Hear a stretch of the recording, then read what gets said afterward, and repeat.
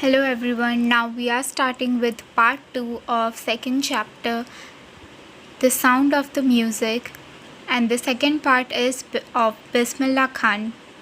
So let's know about the chapter. Pungi, a musical instrument, was banned by Emperor Aurangzeb because of its shrill and unpleasant sound. ये जो second part है वो एक बहुत ही मशहूर जो शहनाई वादक हैं उनके बारे में है, जो बहुत ही खूबसूरत म्यूज़िक बनाया करते थे अपनी शहनाई से, जिनकी वजह से शहनाई इतनी ज़्यादा फेमस हुई, जिनका नाम है बिस्मिल्लाह खान, जो कि इंडियन थे और बहुत ही ज़्यादा फेमस थे पूरी दुनिया में, और उन्हें कई सारे पुरस्कार भी मिल चुके हैं उनके म्यूज़िक के लिए। तो ये जो है वो एक स्टोरी नहीं है, एक्चुअली उनकी जो भी अचीवमेंट्स है, जो भी उन्होंने काम किया है, उनके बारे में लिखा हुआ है। सो in fact it was regarded more of a noise make rather than a musical instrument. It was modified and perfected by Barber, who belonged to a family of professional musicians. He played it in a chamber of king. Its sound was so appreciated by emperor that it was made a part of Naubat. Since it was played for the first time Shah's chamber by Nai, it came to known as Shehnai. सो जैसे इसमें लिखा है कि जो पुंगी है उसे ban कर दिया गया था औरंगज़ेब के साथ, क्योंकि उन्हें वो बहुत ही अनोइंग नॉइज़ लगता था, उन्हें नहीं मज़ा आता था, वो साउंड उनको नहीं पसंद था, तो उन्होंने वो बैन कर दिया था। पर कुछ सालों के बाद उसमें चेंजेस कर दिए गए और फिर से उसे बजाना शुरू किया, और जो नाई है उन्होंने बजाकर सुनाया। वो जो नया इंस्ट्रूमेंट था वो शाहजहां को उनके चेम्बर्स में, जो शाही चेम्बर था उसमें, और उन्हें इतना पसंद आया कि उनका जो नौबत होता है उसमें उसे इंक्लूड कर दिया गया। उनको उसका म्यूज़िक बहुत ही पसंद आया, तो जो शाही चैम्बर था उसमें एक नाई ने शहनाई बजाई थी, इस वजह से उसे नाम मिला shehnai. This was the place where the name was given, and this was the reason, and after that it became so famous amongst the people that it was usually used in many of the festivals and in the marriage ceremonies and auspicious occasions. Traditionally it was played in temples and on every auspicious domestic occasion also. Its sound was regarded as auspicious, but it was treated as incomplete musical instrument, not capable of creating independent pitches. But Bismillah broke this myth. तो आपने देखा इसमें जो लिखा हुआ है कि लोगों को वो पसंद तो आ रहा था, पर जब कोरस में जब लोग बजाते थे कि दूसरे इंस्ट्रूमेंट के साथ ब्लेंड करके बजाते थे, तभी लोगों को पसंद आता था। उन्हें अकेला उसी इंस्ट्रूमेंट का नॉइज़, शहनाई का नॉइज़ नहीं पसंद था। पर जब बिस्मिल्लाह खान है उन्होंने बजाना शुरू किया तो उन्होंने लोगों को गलत साबित कर दिया कि नहीं, हम जो शहनाई है वो अकेले बजाएंगे फिर भी सबको पसंद आएगा। बिस्मिल्लाह बिलोंग्स टू अ बनारस घराना.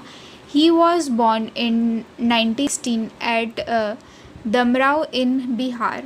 From 5 years of age, he used to visit the Bihariji temple and sing Bhojpuri Chaitya there. For this melodious singing as a child, he used to earn big laddus from local Bhojpuri king. At the age of 6, he moved to Banaras. There, under the guidance and training of his maternal uncle Ali Baksh, he started picking up a finer ounce of शहनाई. तो इसमें बताया गया है कि वो कहाँ पैदा हुए थे, कौन से साल में पैदा हुए थे। वो जो बिहारी है वो जब छोटे थे तभी से वो टेम्पल्स में और हर जगह जाकर गाना गाया करते थे। जब वो टेम्पल में गाते थे उन्हें हमेशा लड्डू भेंट में दिया जाता था, उन्हें अप्रिशिएट करने के लिए, उनकी अच्छी सिंगिंग के लिए उनको लड्डू दिया जाता था।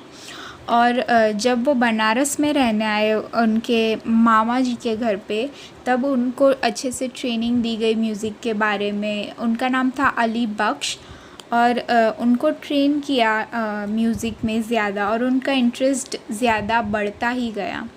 यहाँ जो आउंस लिखा हुआ है वो एक म्यूज़िक की लैंग्वेज में कहा जाता है कि जो साउंड्स जो निकलते हैं उन्हें कंबाइन किया जाता है शहनाई से।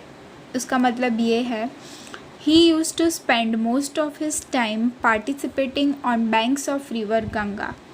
The themes of his music were deeply affected by sounds of flowing water of the Ganga. वो जो है ज़्यादातर अपनी जो परफॉर्मेंस है, गाना जो गाते थे, प्रैक्टिस करते थे, वो ज़्यादातर गंगा के घाट पे करते थे। उन्हें वो जगह बहुत ही ज़्यादा पसंद थी, और जो भी साउंड जो वाटर का साउंड है, फ्लोइंग वाटर का साउंड है, उन्हें बहुत ज़्यादा प्लीजेंट लगता था, और उस वाटर के साउंड को भी वो अपने गाने में मिक्स करते थे। उसकी वजह से उनका गाना ज़्यादा सुरीला लगता था। He got the Best Performer of the award All India Music Conference in Allahabad in 1930. In 2001, he won 3 awards of Padma Bhushan, Padma Shri and Padma Vibhushan. He was invited to play Shehnai from ramparts of Red Fort in 1947, becoming the first to greet the independent India. He won many international awards also. जैसा कि इसमें लिखा हुआ है कि उन्हें कई ज़्यादा अवार्ड्स मिल चुके हैं, पद्मश्री, पद्म भूषण, जो भी इंडियन अवार्ड्स है जो हाईएस्ट रैंक पे आते हैं, जिनको हम बहुत ही ज़्यादा डिज़ायर करते हैं कि हमें भी मिले, हम भी कुछ ऐसा काम करें। उसी तरह से उनको इतने सारे अवार्ड्स मिले थे। और यही नहीं, he was the first man to sing on a Red Fort after independence of our country. तो इसमें लिखा हुआ है कि रेड फोर्ट पे वो पहले गाना गाने वाले, शहनाई बजाने वाले इंसान थे जब हमारा इंडिया इंडिपेंडेंट हुआ, उसके सेलिब्रेशन पे in year 1947। He also won many international awards. He became the first Indian to perform in Lincoln Central Hall USA।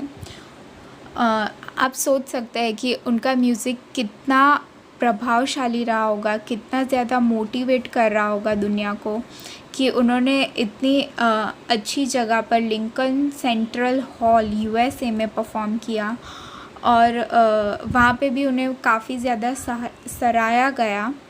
An auditorium in Theron was named after him. तेरा mask उस्ताद बिस्मिल्लाह खान, जो mask का नाम है उनके नाम पर रखा गया, जो ऑडिटोरियम है उनके नाम पर रखा गया, क्योंकि वो बहुत ज़्यादा इंस्पायर करते थे लोगों को। Bismillah was very fond of Banaras. वो बनारस में ही बड़े हुए हैं उनके मामा जी के साथ, तो उन्हें वो जगह बहुत ज़्यादा ही पसंद थी। और इसी के चलते जब उन्हें US से ऑफ़र मिला कि आप हमारे साथ आए, हमारे साथ सेटल हो जाए US में, हम आपको बहुत ज़्यादा अपॉर्चुनिटीज़ देंगे, हम आपको ज़्यादा पे करेंगे, गाने देंगे, पर उनको देश से इतना प्यार था कि उन्होंने वो ऑफ़र डिक्लाइन कर दिया। And he didn't went to USA, rather than he stayed at India. और इंडिया में उन्होंने कई ज़्यादा सॉन्ग्स बनाए, बहुत ज़्यादा कंट्रीब्यूट किया है म्यूज़िक की फील्ड को। उन्होंने 2 मूवी में अपने गाने दिए हैं, जिसका एक नाम है दिल का खिलौना है, और the second song name is गूंज उठी शहनाई। ये 2 गाने हैं जो चार्ट बस्टर्स थे, और उन्होंने ये गाने हमारी फ़िल्मों में दिए हैं जो काफ़ी फेमस हुए थे। और उनके लिए जो म्यूज़िक है वो उनका सोल है, तो उन्हें बहुत ही ज़्यादा लगाव था म्यूज़िक का, वो बहुत पैशनेट थे। तो इससे हमें ये सीख मिलती है कि we should follow our dreams, we should go after things which inspires us, जो हमें करनी पसंद है, जो चीज़ें जिनमें हम बहुत आगे तक जा सकते हैं, जैसे म्यूज़िक है, डांस है, पढ़ाई है, जो भी फील्ड है, हमें डूब जाना चाहिए हमारे काम में, और एक दिन हमें इतना आगे लेकर जाएगा, it will pay it of. और यही स्टोरी ख़त्म होती है, यही सीख मिलती है कि how dedicated and passionate we should be for our work. और I hope you enjoyed the video.